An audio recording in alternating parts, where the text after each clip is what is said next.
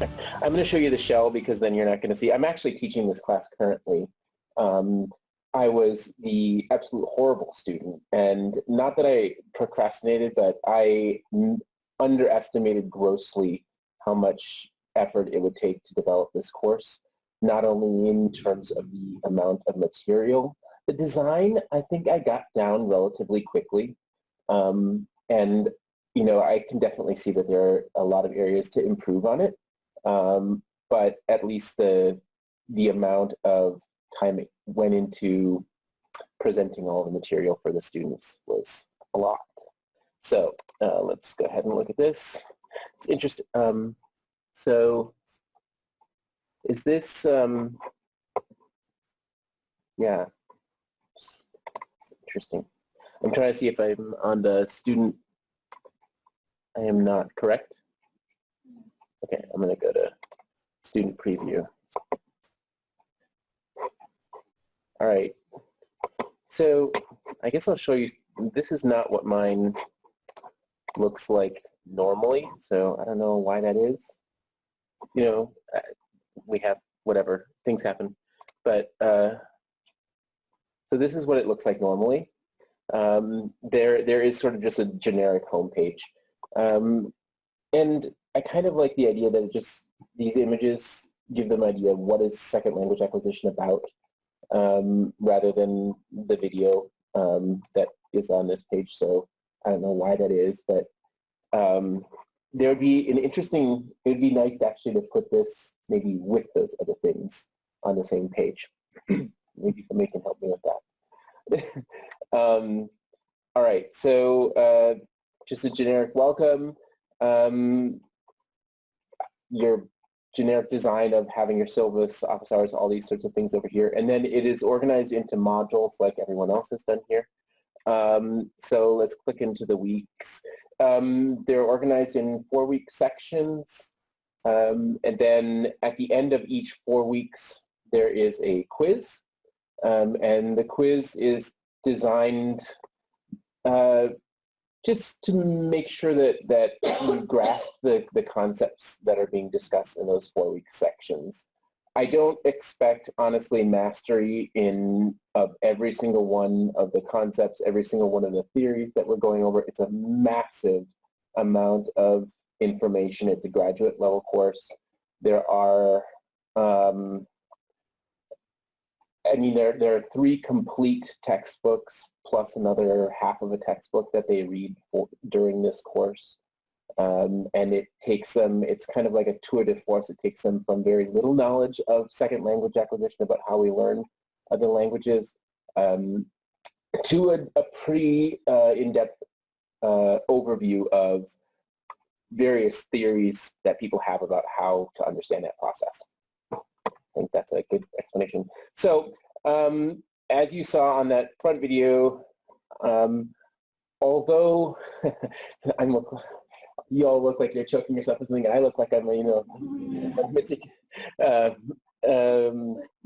evil, conniving person, but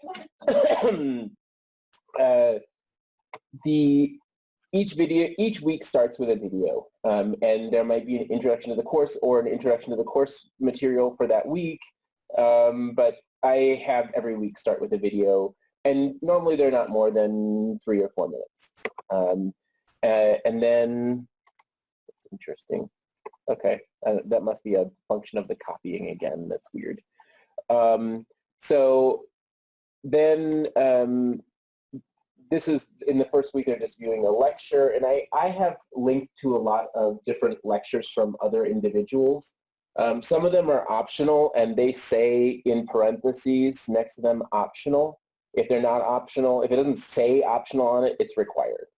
And then there's a day 1 journal, and the journal, there's a button, there is reflection journals right here, and that is, they can go directly to those journals if they want to see their past journals, or I have them linked right in the different weeks. Then let's look at maybe a later week just to give you, so that first week there's just not a ton to do. Let's look at maybe week 14. Really? That's not the case for, okay.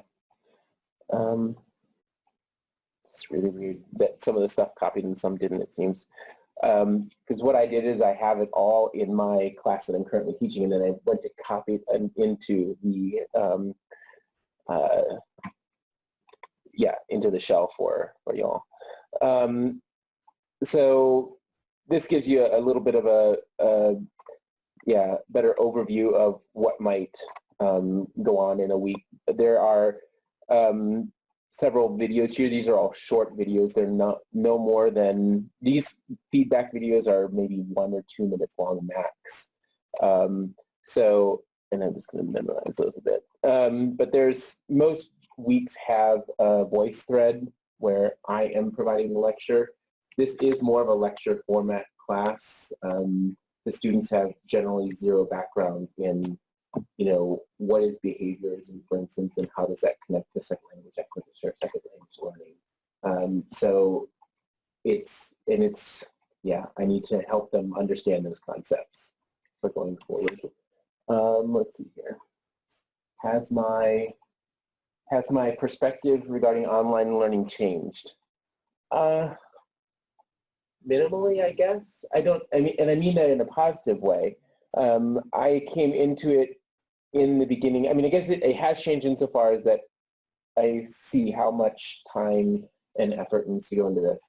Although I would maintain that I'm probably using that time in my other classes as well, in my face-to-face classes.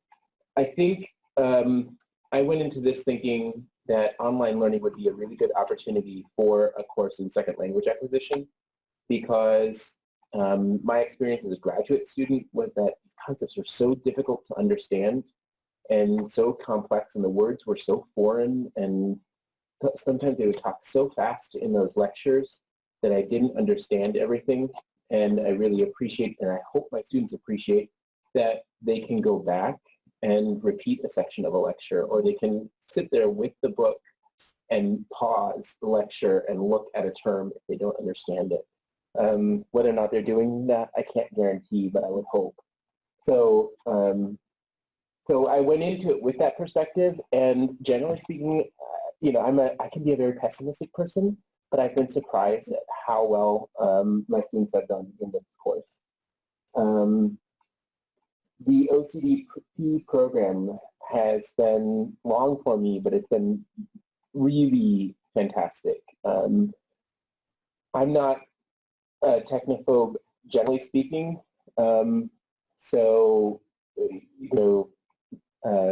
this has been just helpful for me to see all of the different technology that is available to us here at USI, and how I can make that make that work best for my students. The other thing that this has changed how I set up my Blackboard sites for my face-to-face classes. Yes, they're a lot simpler, quicker overview. They weren't the worst before, but there was a lot of information on there. Questions? What is the difference between the discussion boards and group discussion boards? I need to just delete that. Yeah, I was going to, things changed over time. It also, because of the amount of students that I had, and my idea, originally the class was probably going to have an 8-person enrollment, and my thought was to divide them up into 2 groups, and I would have 2 group discussion board. Well, they would have a little more person-to-person interaction. I had 18 students instead of 8, so I felt like 4 groups, and I don't know, I wanted them to all be interacting with one another, and I actually found that the students really did interact a lot with one another. I had 2 face-to-face lectures, so not in person on campus, but via Zoom, and that's why the doodle polls are up here for the doodle poll face-to-face. And it was interesting that the students knew each other quite well. I was kind of shocked by that, because they're very. I have a student from Japan.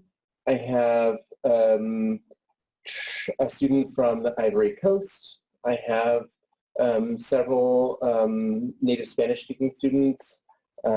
So it's a cultural melting pot in this classroom, which also, when you talk about like how did my students find this, when you have somebody coming from the Ivory Coast that is never, like, Blackboard to him is completely foreign. So making this navigable for him, I mean, he's a highly intelligent person. He's a Fulbright scholar. So it's pretty awesome to have him in the course. My students have been actually some of my greatest help for the design, because they've said things like, you know, my theory on the discussion boards in the beginning was a little bit, that evolved very quickly. By the third week, the students were like, well, this is what most instructors do. And I said, yeah, I didn't want to, my idea was that I didn't want to limit them to two, I didn't want them to just do the bare minimum kind of thing that they do when you say one main post and then minimum of 2 replies. They almost all do the bare minimum, but it just got to be too unwieldy without doing that. So I went back to that rule.